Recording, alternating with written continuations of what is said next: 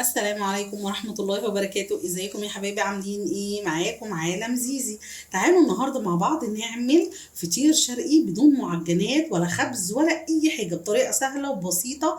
اكلة تنفع معاكي في الغدا في العشاء، بجد تحفة. تحمري جنبها شوية بطاطس تاكليها كده زي ما هي، جميلة جدا. تعالوا معانا اقول لكم ايه المكونات والمقادير. معايا كده لفة جلاش، بس تكون لفة جلاش صبحة. ومعايا للتوريق عندي معلقتين من اللبن، عليهم معلقتين من الزبده السايحه. وهبتدي ان انا افردهم كده.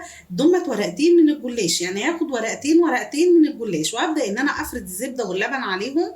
وباي حشوه عندك، انا حشوتي هنا كانت عباره عن سجق، عليها فلفل، وعليها زيتون، وشويه بقى جبنه شيدر، على موتزاريلا، فلفل حراق، عايزه تحشيها بسطرمه براحتك، الحشوات اللي انت عايزاها. تمام.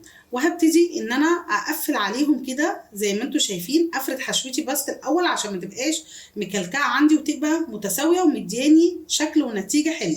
تمام. وهبدا ان انا اورق كده اول لما اطبق الجلاش، ومن الناحيه التانيه برضو هحط خلطه التوريق ديت. هحط خلطه التوريق. تمام. وهبدا ان انا اتني الجلاشه من كل ناحيه كده. حلوة جدا، طعمها بجد خرافي، ووجبة سهلة هتتعمل معاكي مفيش 10 دقايق.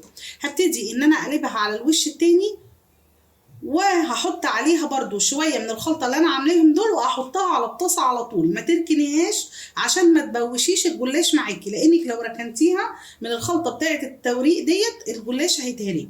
عندي بقى طاسة على النار، حطيت فيها معلقة من الزيت، وهبدأ ان انا اقلب الجلاش دوت على كل وش تقريبا 5 دقايق، لحد ما ياخد وش وتبتدي الجبنة من جوه تسيح عندي زي ما انت شايفة كده بالظبط. بص لونه حلو ازاي والله، والا طعمه كمان عامل زي الفطير الشرقي اللي احنا بنشتريه من بره. بصوا ايه رأيكم في الجمال؟ تحفة بجد. بالهنا والشفا. خلينا اشوفكم المرة الجاية في فيديو جديد. باي باي.